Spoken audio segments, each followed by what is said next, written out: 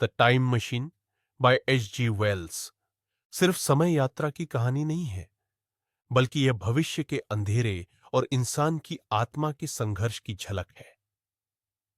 और अब मैंने इस अद्भुत कहानी को हिंदी में अनुवाद और कथा शैली में प्रस्तुत किया है, ताकि आप भी महसूस कर सकें। तो चलिए मेरे साथ आइए। वह व्यक्ति जिसे हम समय यात्री कहते हैं, एक असाधारण वैज्ञानिक था। उस शाम वह हमें अपने प्रयोगशाला में एक अनोखी बात समझा रहा था। हम सब, मैं, डॉक्टर, मनोवैज्ञानिक, फिलोसोफर और संपादक एक गोल मेज के चारों ओर बैठे थे। शाम का समय था, कमरा थोड़ा धुंधला था और केवल आग की रोशनी दीवारों पर नाच रही थी। समय यात्री ने धीरे से कहा, आप सब लंबाई, चौड़ाई और ऊंचाई को तो समझते हैं, ये 3 आयाम है, लेकिन एक चौथा आयाम भी होता है, और वह है समय। हम सब चौंक गए। उसने आगे कहा, हम लोग समय में भी उसी तरह चलते हैं जैसे किसी दिशा में चलते हैं, लेकिन अंतर यह है कि हम समय में केवल एक दिशा में, भविष्य की ओर ही बढ़ सकते हैं। हम पीछे नहीं जा सकते। पर क्या हो अगर हम जा सकें?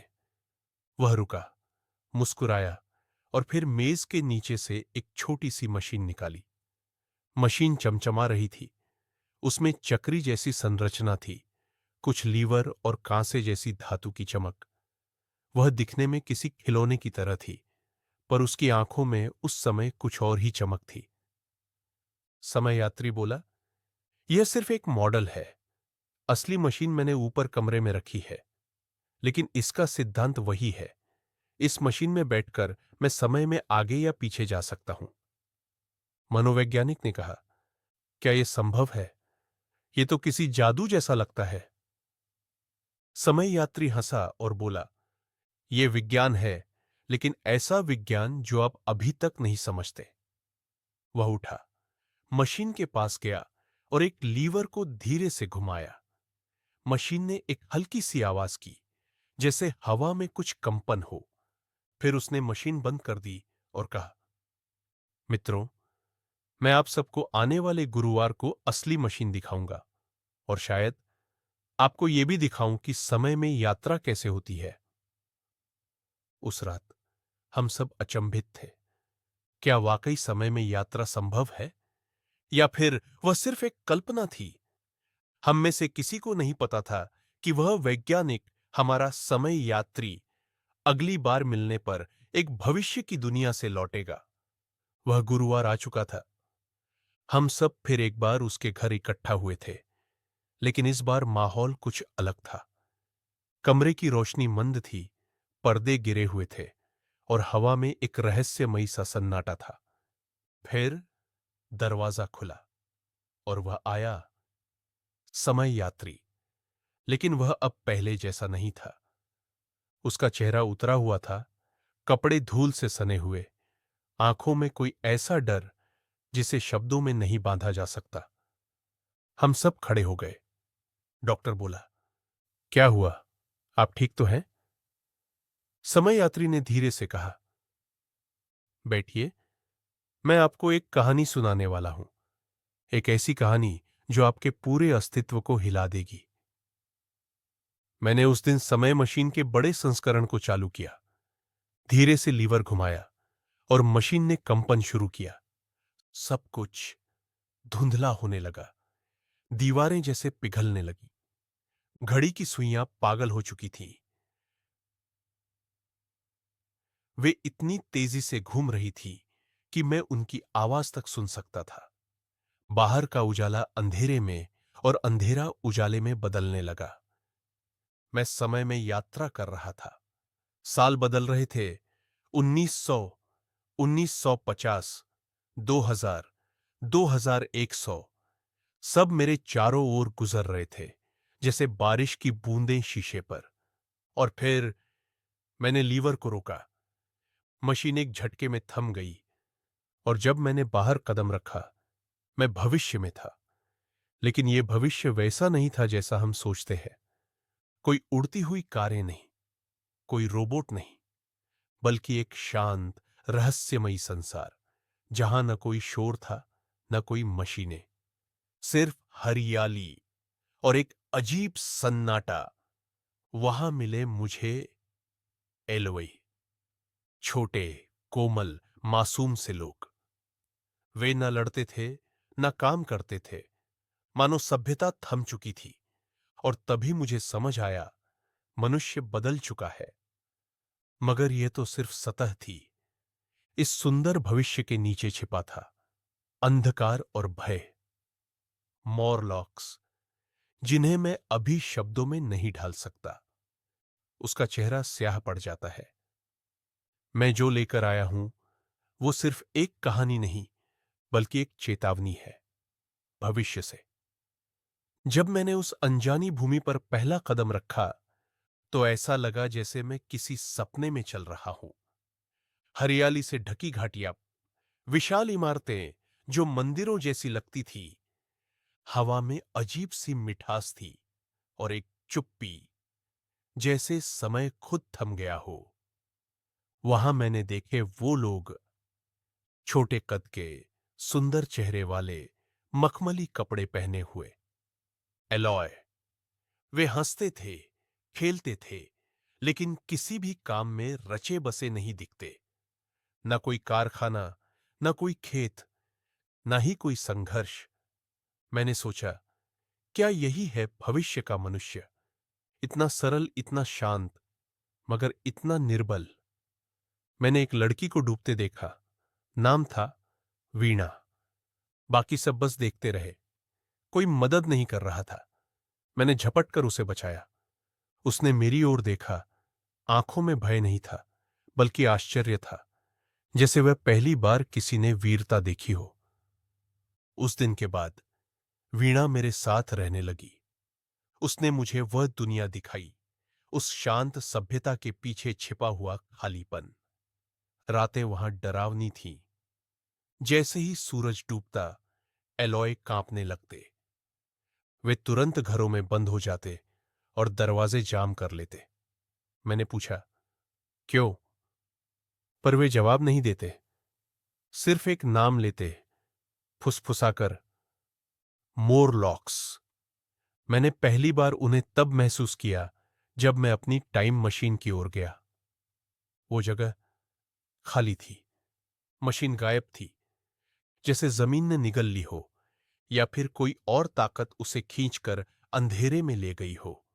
और तभी मुझे दिखी एक खाई, अंधेरे में जाती हुई, और उसकी गहराई से उठती थी एक अजीब सी, ठंडी सी सांस।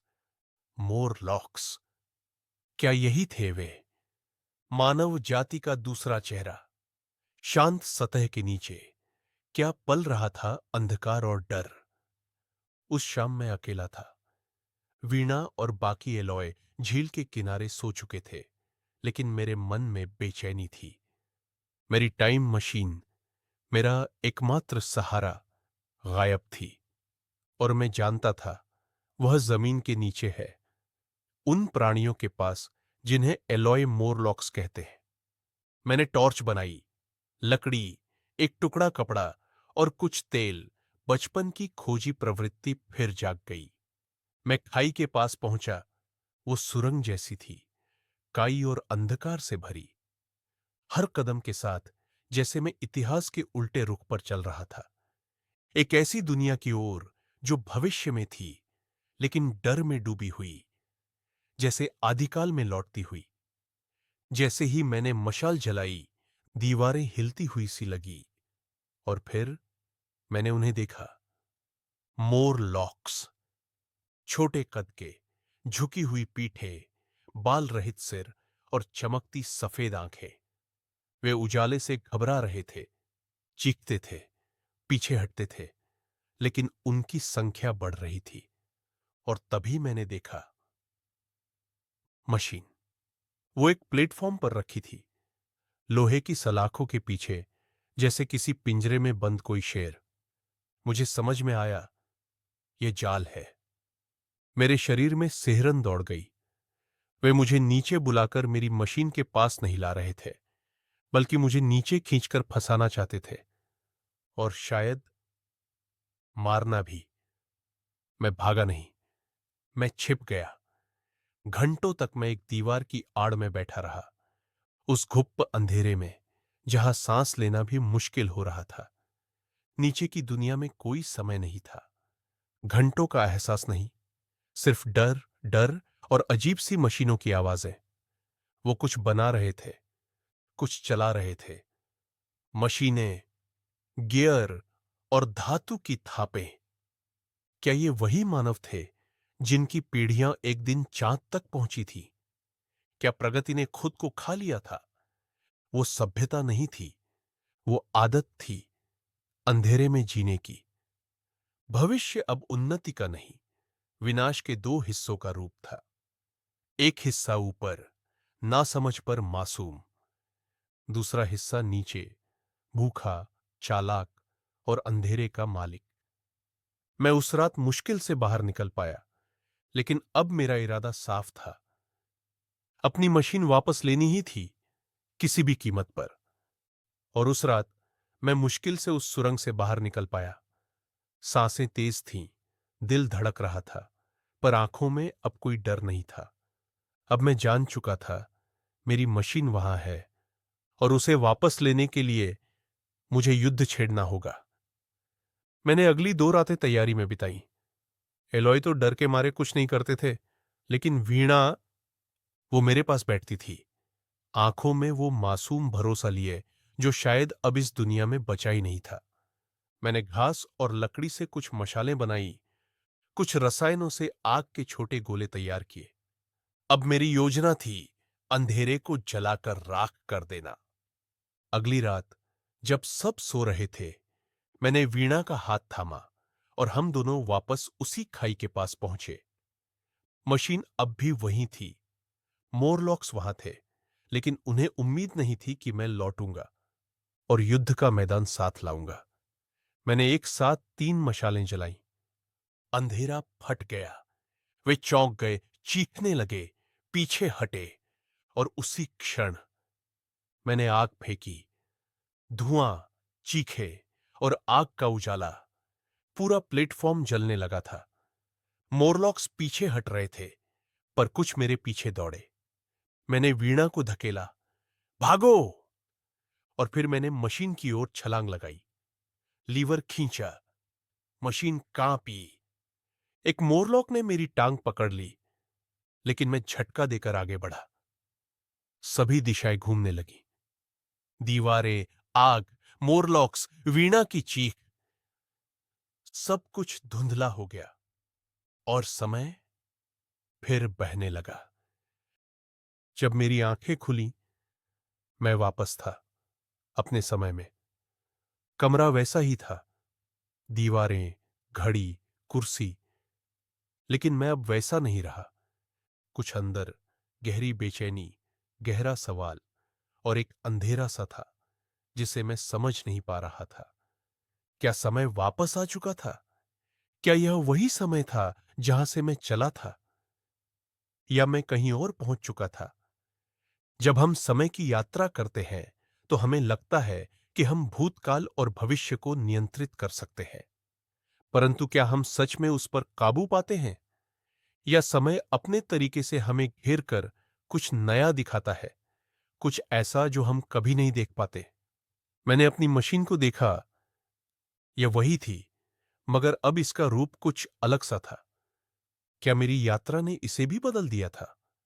लेकिन फिर मेरी नजरें दीवार पर घड़ी की ओर गई, और फिर एक ठंडी सिहरन छाई। समय ने चुपचाप अपना खेल खेला था। मैंने सोचा था कि मैं भविष्य को देखाऊंगा, सिर्फ अंधेरे और मोरलॉक्स से बचकर, पर अब मुझे समझ आ रहा था यह सिर्फ शुरुआत थी। मैंने कुछ पुराने दस्तावेजों पर नजर डाली, पुराने ग्रंथ जो मैं खुद पहले कभी नहीं पढ़ पाया था। कितनी बार हमने सोचा है कि हमारा भविष्य साफ है, लेकिन क्या हम जिन रास्तों पर चल रहे हैं वो हमें कहीं और ले जा रहे हैं, जहां हमें खुद ही अपने ही अस्तित्व के खिलाफ खड़ा होना होगा? फिर एक रात मेरी आंखों में नींद नहीं आई। मैंने सोचा, क्यों ना फिर से समय में यात्रा की जाए, पर इस बार सिर्फ लौटने के लिए नहीं, बल्कि एक चेतावनी लेकर। क्या होगा अगर मैं समय में और गहरे चला जाऊं? क्या मैं मोरलॉक्स का भविष्य देख सकता हूं? मैंने मशीन की लीवर फिर से खींची। एक हल्की सी घबराहट थी, लेकिन मन में एक नया साहस था। जब मैं भविष्य के उस छोर पर पहुंचा जहां कोई और मानव नहीं था, वहां एक आवाज थी जो मुझे सुनाई दी। तुमसे पहले यहां और भी थे। ये आवाज मेरी आंखों में एक और दुनिया खोलने वाली थी। क्या ये चेतावनी थी, या फिर भविष्य के अंधेरे में कोई और था जिसने हमें यह रास्ता दिखाया था? मैंने मशीन की लीवर खींची और फिर से समय के गर्भ में पहुंच गया। यह वही समय नहीं था जहां मैंने पहले यात्रा की थी। यह किसी अज्ञात भविष्य की ओर खींचा जा रहा था, जहां अंधेरा और चुप्पी दोनों थे। मेरी आंखें मध्यम थीं, जैसे समय के इस छोर पर आकर सब कुछ सुस्त हो गया हो। हर जगह सन्नाटा था, सिर्फ मेरी सांसों की आवाज सुनाई दे रही थी। यह वो भविष्य था जहां कोई जीवित प्राणी नहीं था, फिर भी कुछ था जो मुझे देख रहा था। यह समय का वह आखिरी छोर था जहां हम सब की जड़ें खो चुकी थी। हर चीज धुंधली हो चुकी थी। क्या यह हम इंसानों का अंत था, या यह हमसे कहीं ज्यादा गहरी चेतना का विस्तार था? मेरे चारों ओर सिर्फ अजीब सी चमक थी, एक संगीन, खाली दुनिया। मैं समझ नहीं पा रहा था कि यह क्या था। क्या यह समय का अंत था, या हमारी चेतना की दूसरी आयाम?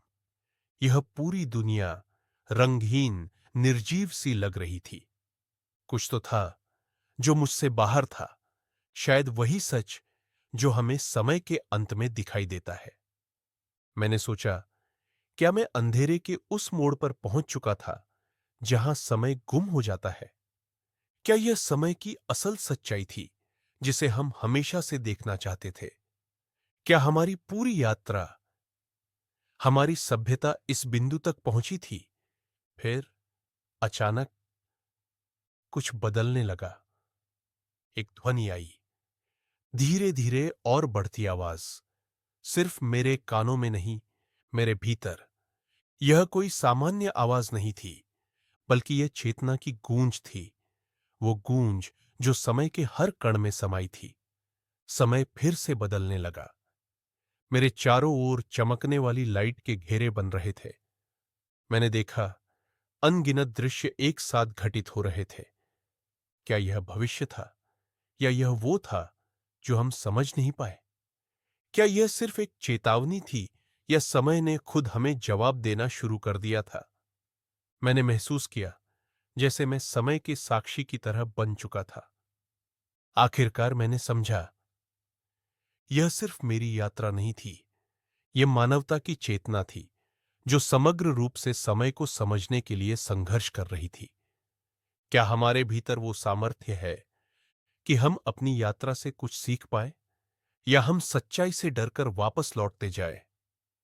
समय अब मेरे चारों ओर था, लेकिन यह वह समय नहीं था जिसे मैंने कभी सोचा था। यह न तो अतीत था, न ही भविष्य, बल्कि एक ऐसा अंतराल था जहां चेतना और समय एक दूसरे में समाहित हो गए थे। क्या यह वही समय था जो मैंने पहले देखा था? मेरे सामने खड़ा था वो भविष्य जो कभी एक सपना सा लगता था, अब वह वास्तविकता बन चुका था। आकृतियां जो पहले सिर्फ कल्पना थीं, अब बिल्कुल मेरे पास थी। क्या यह हमारी चेतना का अंतिम सत्य था?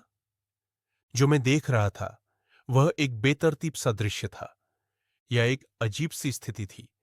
वह दृश्य जो हम हमेशा से समझना चाहते थे, लेकिन जब तक हमने उसे देखा तब तक यह बदल चुका था।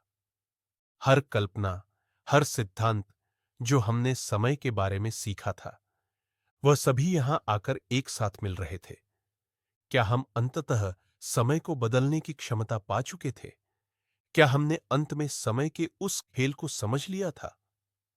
आसपास की दीवारें घुंघराली, क्षीण होती जा रही थीं, जैसे समय के साथ समाज की धारा भी विलीन हो रही हो। क्या यह समय की असली परिभाषा थी, या यह एक चेतावनी थी जो हमें कभी नहीं दी गई?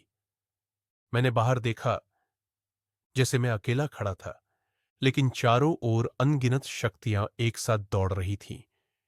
क्या यह हमारे अस्तित्व की सच्चाई थी? हम सिर्फ समय के साथ खेल रहे थे और वह कभी हमें नहीं छोड़ता। मुझे एहसास हुआ, समय हमें केवल कुछ दिखाता है, लेकिन वह हमें आगे बढ़ने के लिए चुनौती भी देता है। क्या हमारी सभ्यता उस बिंदु पर पहुंच चुकी थी जहां हमें अंधेरे से बाहर निकलने का तरीका मिल चुका था? क्या हम उस खतरनाक भविष्य का सामना कर पाएंगे जहां हमें अपनी सच्चाई को स्वीकार करना होगा? फिर मैंने सोचा, क्या मैं किसी बड़ी चूक को देख रहा था? क्या हम अपने भविष्य को बदलने की कोशिश में अपनी जड़ें खो बैठे थे? क्या हम उस अंधेरे से बाहर निकल पाएंगे, या यह हमें हमेशा के लिए निगल जाएगा? समय के हर मोड़ पर हम सोचते थे कि हम प्रगति कर रहे हैं, लेकिन सच में हम क्या कर रहे थे? क्या हम वापस वहीं लौट रहे थे जहां मोरलॉक्स और भविष्य इंतजार कर रहे थे?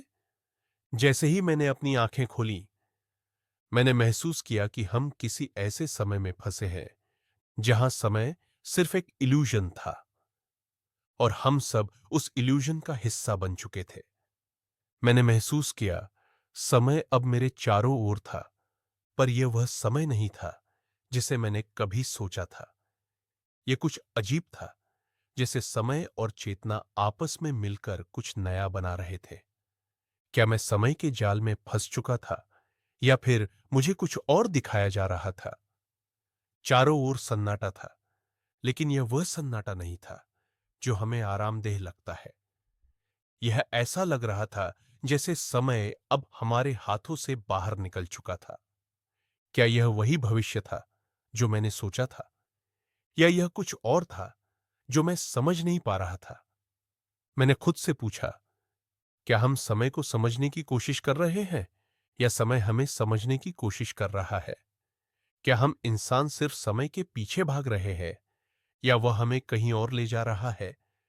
क्या समय सिर्फ एक साधन है, या यह हमारे अस्तित्व का हिस्सा है?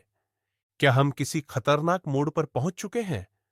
मेरे सामने अचानक समय की परतें खुलने लगी। मैंने समझा, समय अब कोई साधारण चीज नहीं थी। यह कुछ ऐसा था जिसे मैं कभी नहीं समझ पाया। क्या समय और चेतना दोनों अब एक दूसरे में घुल गए थे? समय अब मेरे लिए एक खेल जैसा नहीं रहा था, बल्कि यह अब हमारे अस्तित्व का हिस्सा बन चुका था। मैंने महसूस किया, समय हमें केवल दिखाता है, लेकिन हम क्या इसके साथ क्या करते हैं, यह हमारी चुनौती है। क्या हम अपनी अस्तित्व की सच्चाई को समझने के बाद भी समय के इस खेल को बदल पाएंगे, या फिर हम समय की जंजीरों में फंसे रहेंगे और कभी नहीं जान पाएंगे कि हम कहां जा रहे हैं? मैंने सोचा, क्या समय हमें हमेशा उसी दिशा में ले जाएगा जहां हमें नहीं जाना चाहिए था? क्या हम अपने भविष्य को बदल सकते थे, या समय का ये खेल हमें हमेशा अपने जाल में फंसा लेगा? जैसे ही मैंने समय को एक नई नजर से देखना शुरू किया, मुझे महसूस हुआ, ये सिर्फ आगे बढ़ता नहीं, ये हमें परखता है, गहराई से टटोलता है। मैं उस अजीब सी स्थिति में था, ना पूरी तरह भूतकाल में, न भविष्य में, और न ही अपने समय में। मैं एक ऐसी जगह पहुंच चुका था जहां सोचने से पहले ही चीजें घटती थीं। चारों ओर एक धुंध थी, जैसे समय खुद एक धड़कती हुई दीवार बन चुका हो। मैं जितना सोचता, उतना ही समय खुलता जाता। हर विचार के साथ कोई नया दृश्य, कोई नया समय खंड मेरे सामने आ जाता, जैसे चेतना और समय अब एक दूसरे में लिपटे हों, और मैं उनके बीच फंसा हुआ एक मानव। क्या ये वही चेतना है जिसे हम आत्मा कहते हैं, जो समय की सीमाओं से परे जाकर हर युग, हर पल को देख सकती है? क्या मैं अब इंसान था, या समय की परछाई? मैंने खुद को पृथ्वी के अतीत में देखा, डायनासोरों की दुनिया, फिर बर्फीला युग, फिर शुरुआती इंसान। फिर आज, और फिर भविष्य, जहां धरती पर न कोई शहर था, न कोई आवाज, सिर्फ शांति, या शायद अंतिम शांति। हम सोचते हैं कि हम सब कुछ बना सकते हैं, मशीनें, इमारतें, सभ्यताएं, लेकिन क्या हम समय से तेज हो सकते हैं?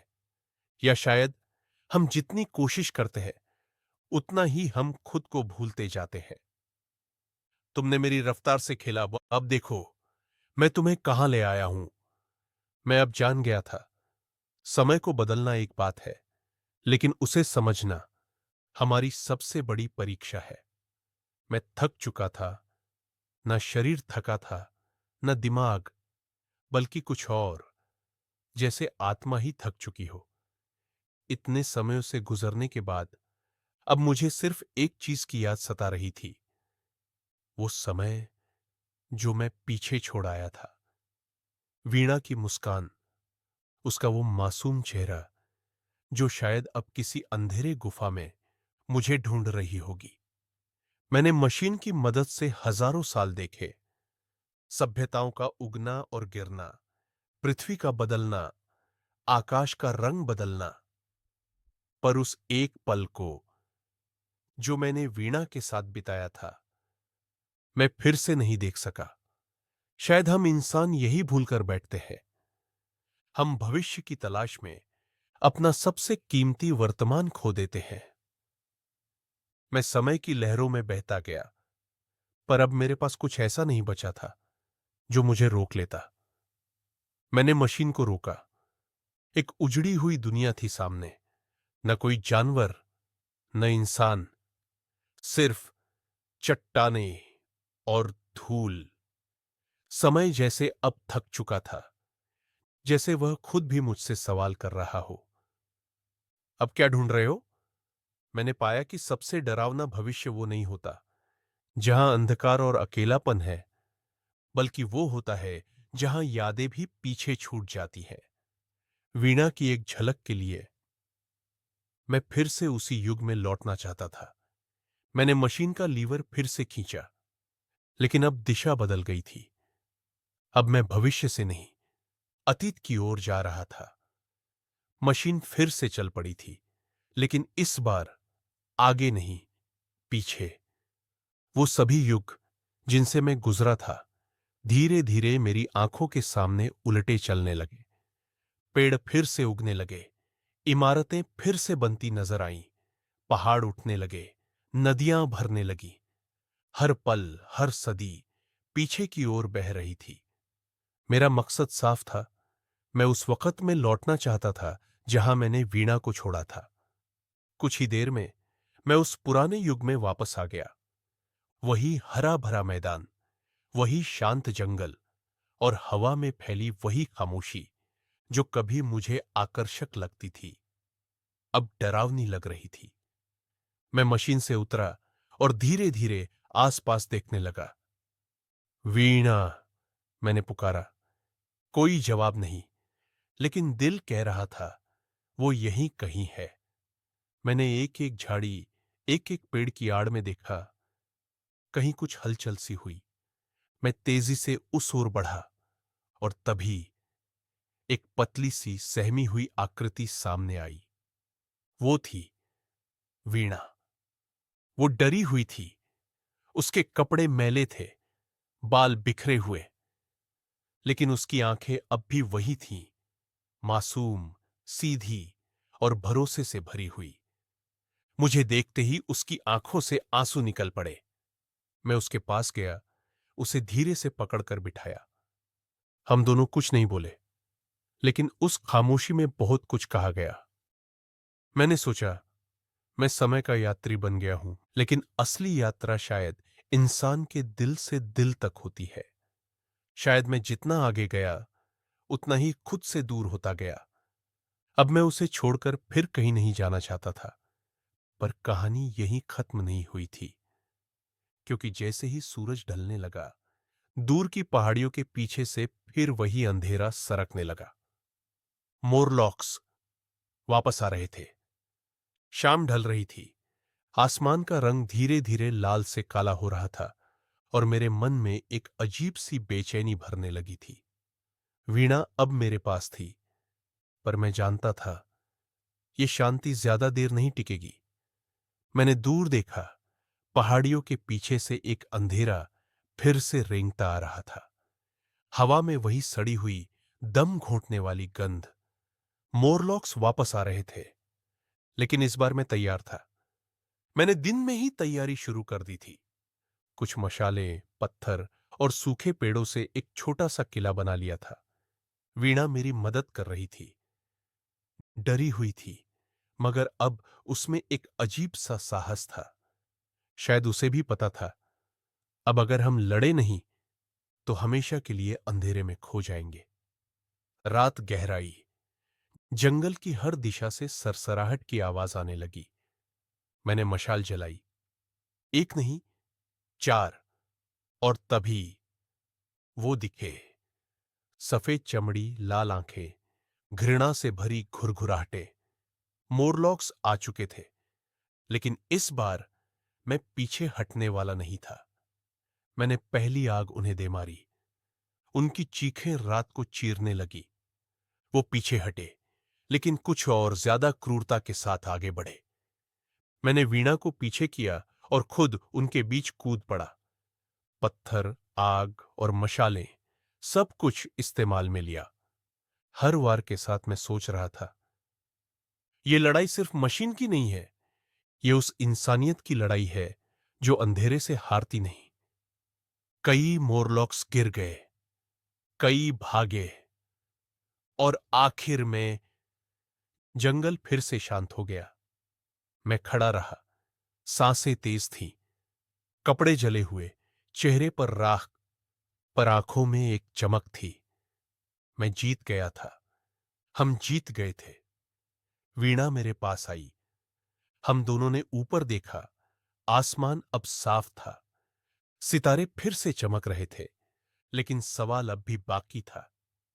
क्या मैं हमेशा के लिए इसी युग में रह जाऊं, या फिर उसे साथ लेकर अपने समय में लौट जाऊं? रात बीत चुकी थी। आसमान में सूरज की पहली किरणें फैलने लगी थीं। जंगल अब शांत था और मोरलॉक्स गायब। मैंने मशीन के पास जाकर उसे फिर से ठीक किया। कुछ तार दोबारा जोड़े, लीवर को संभाला। अब ये फिर चलने को तैयार थी। वीणा कुछ दूरी पर खड़ी थी। वो मुझे देख रही थी, बिना कुछ कहे। शायद उसे समझ में आ गया था कि मैं अब जाने की सोच रहा हूं। मैं उसके पास गया, उसका हाथ थामा। क्या तुम मेरे साथ चलोगी? मैंने पूछा। वो चुप रही। उसकी आंखों में सवाल थे, डर था, और शायद थोड़ी उम्मीद भी। मैंने मशीन की ओर देखा। वो मेरी दुनिया की चाबी थी, लेकिन अब मेरे लिए वो सिर्फ धातु नहीं थी, वो एक पुल बन चुकी थी दो जमाने के बीच। अगर मैं वीणा को साथ ले जाता, क्या वो मेरे समय में जी पाएगी? क्या उसकी मासूमियत हमारी दुनिया की जटिलता को सह पाएगी? या क्या उसे यही छोड़ देना ज्यादा सही होगा, जहां वो जानती है कि कैसे जीना है? मैंने मशीन का लीवर पकड़ा, लेकिन हाथ कांप रहे थे। फैसला आसान नहीं था। अंत में मैंने वीणा को गले लगाया। मैं वापस आऊंगा, मैंने कहा। शायद ये सच था, शायद सिर्फ दिलासा, लेकिन उस पल इतना कह पाना ही बहुत था। मैंने लीवर खींचा। मशीन तेजी से घूमने लगी।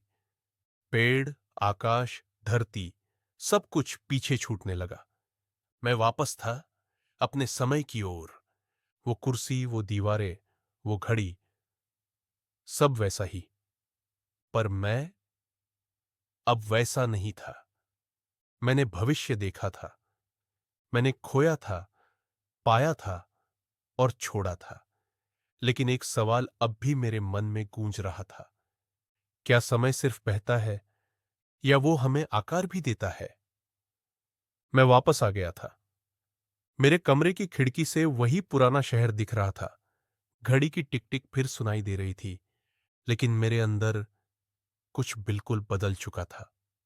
मेरे सहयोगी, जिन्हें मैंने अपने अनुभव के बारे में बताया, हंसे, शक किया और फिर भुला दिया।